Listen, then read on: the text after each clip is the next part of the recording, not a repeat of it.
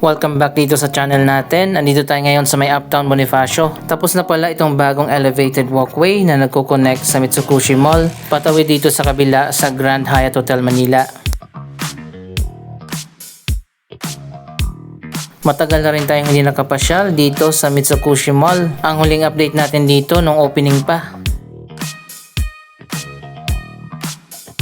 Sa taas ng Mitsukushi Mall ang The Seasons Residences. So ayun guys, ito na nga, tapos na ang bagong elevated skywalk. Connected yan dito sa second floor ng Mitsukushi Mall.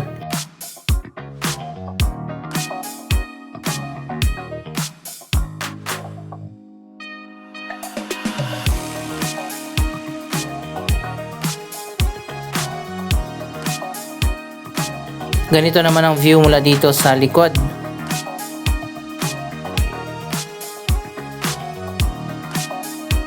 So ayun guys, mukhang malawak din itong bagong elevated walkway.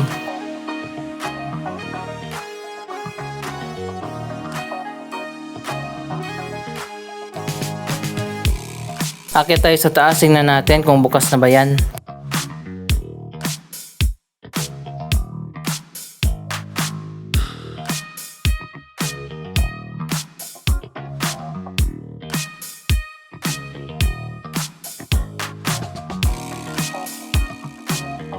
Mukhang tapos na nga ang ika-4 na tower ng The Seasons Residences.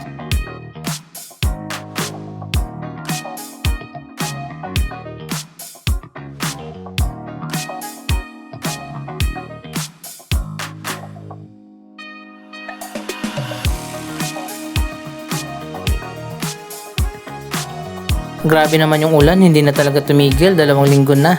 Anyway, pasok tayo dito sa loob ng Mitsukushi Mall. Papakita ko sa inyo kung ano na ang latest na ganap.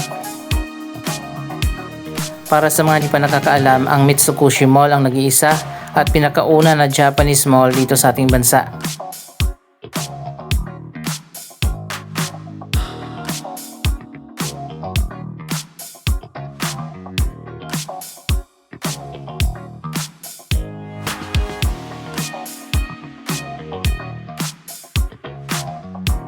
Pagpasok mo pa lang sa loob ng mall, mapapansin mo agad ang kakaiba na interior design. Japanese style talaga ang design dito sa loob, pati na sa labas. Wow, tingnan nyo naman, napakaganda.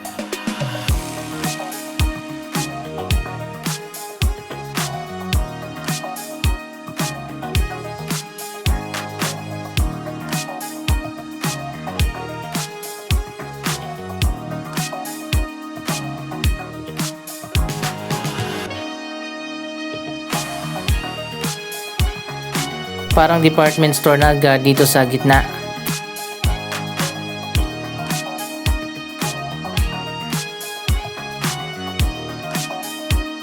Yun nga lang, hindi ganun kalawak ang Mitsukushi Mall. Ayan, ito na yung kabilang exit.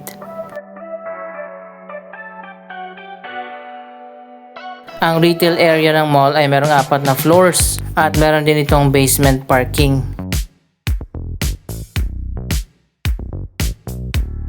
May ilan na lang na vacant spaces dito sa dulo.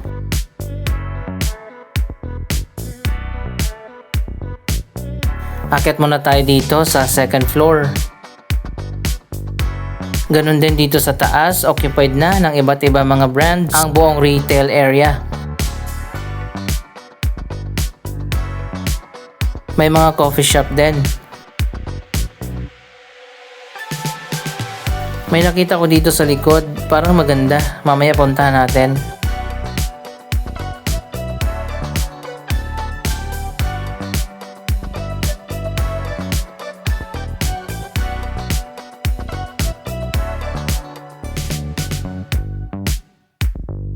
Karamihan dito sa Mitsukushi Mall ay mga Japanese brand, pero may halo din na local at international brand. Dito pala sa level 3, occupied na ng Nitori.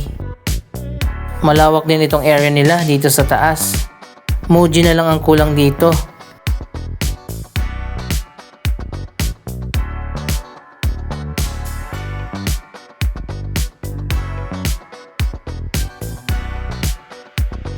Hindi na natin ikutin pa itong buong Nitori. Basta maraming products dito na mula sa Japan.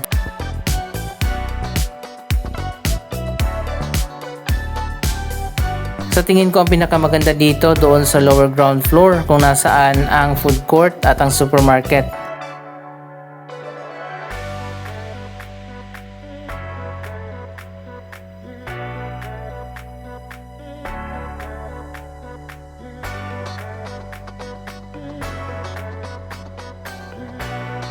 Maganda yung lighting, maganda yung interior design, yun nga lang, hindi ganoon kalawak.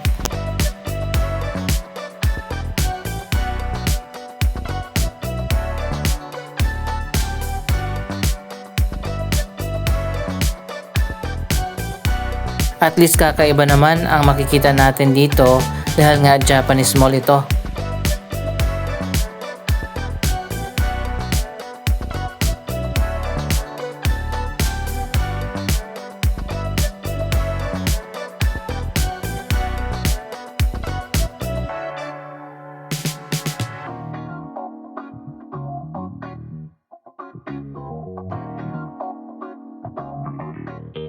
Marami na rin pala mga food outlets kahit dito sa second level.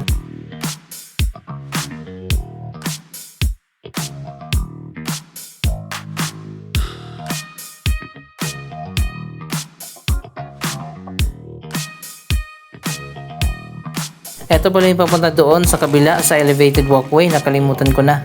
Yun pala yung pinunta natin dito para tingnan natin ang bagong walkway.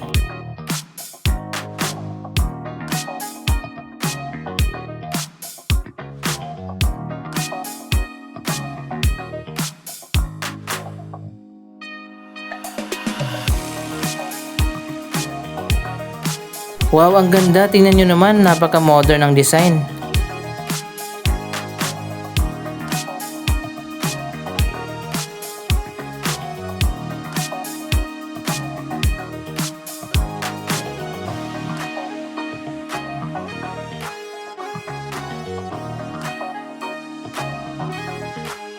Yun nga lang, sarado pa ito sa ngayon at hindi pa pwedeng daanan.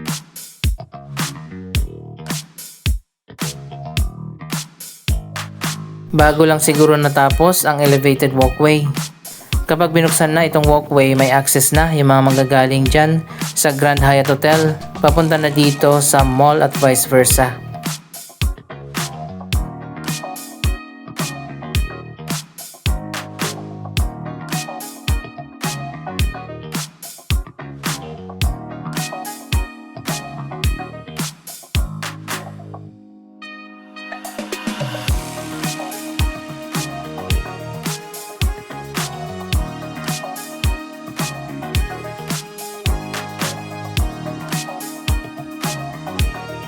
Marami pala mga restaurant dito sa dulo, yung iba ay coming soon pa. May showroom pa pala dito ng Lexus.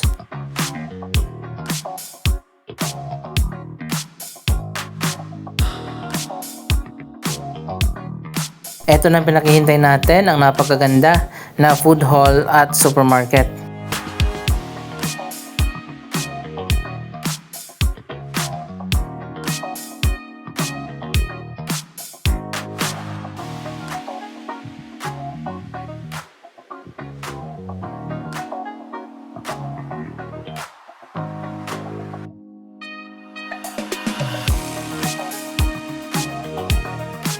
Wow, fully occupied na pala dito. Ang dami ng mga bagong food outlets, mga cafe. Yung last na punta natin, hindi pa bukas lahat.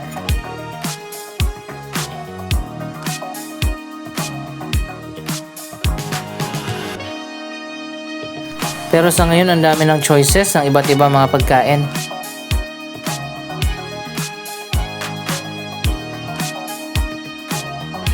Dito naman sa dulo ang Itadaki Food Court. So ayun guys, maraming choices dito ng mga Japanese food.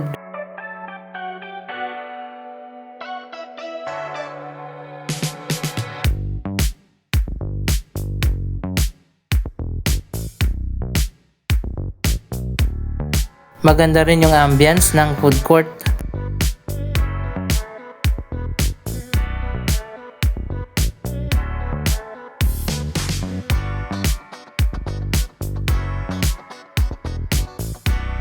Wow, mas marami pa pala dito sa kabila. Hindi lang pala puro Japanese food, pati mga international food available din dito.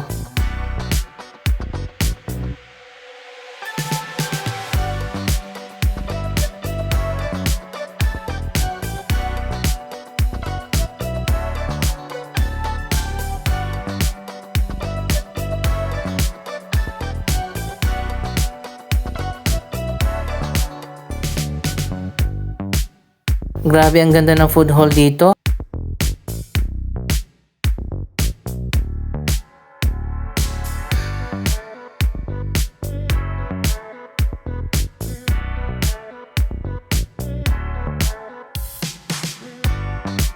Andito naman sa gitna ang Mitsukushi Fresh. Malawak din yung grocery dito.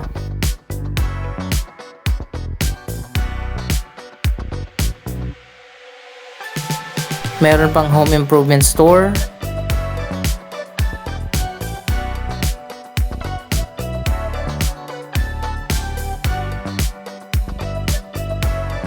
Kung gusto nyo palang mag food trip dito sa Uptown Bonifacio, ayan, dito na kayo pumunta sa food hall sa lower ground floor ng Mitsukushi Mall. Ang daming food choices.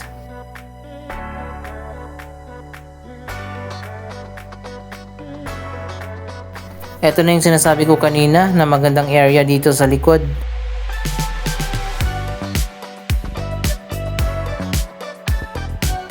Ito pala ay garden area sa harap ng mga kondo ng Federal Land.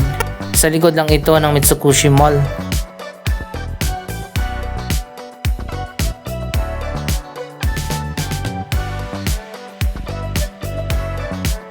Ito na nga yung 4th tower, mukhang tapos na.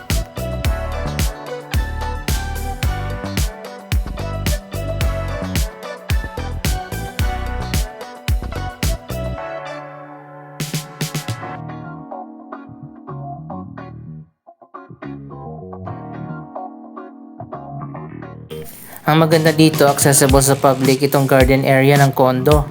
Usually, yung ibang mga development, exclusive lang sa mga resident yung kanilang mga garden.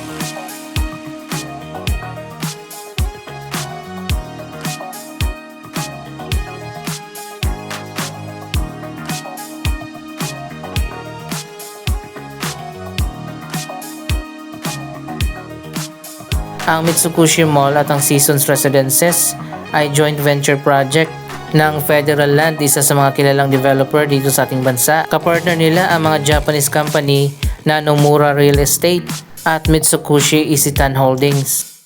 Ang mga kondo dyan sa taas ay Japanese design din using Japanese technology.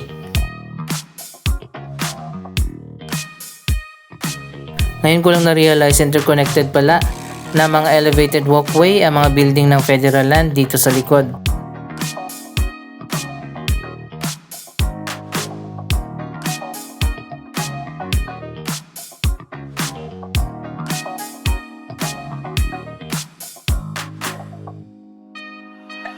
Andito naman tayo sa harap ng mall.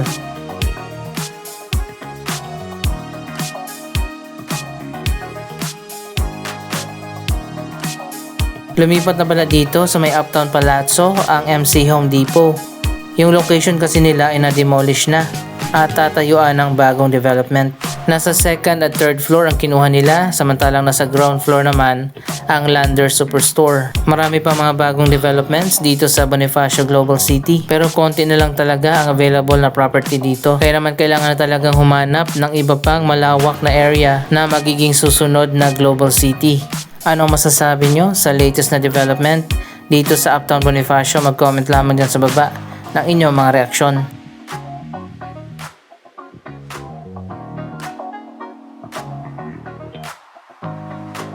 Maraming salamat sa inyong panonood. Huwag kalimutan na i-like, i-share ang video ito at mag-subscribe. Thank you for watching!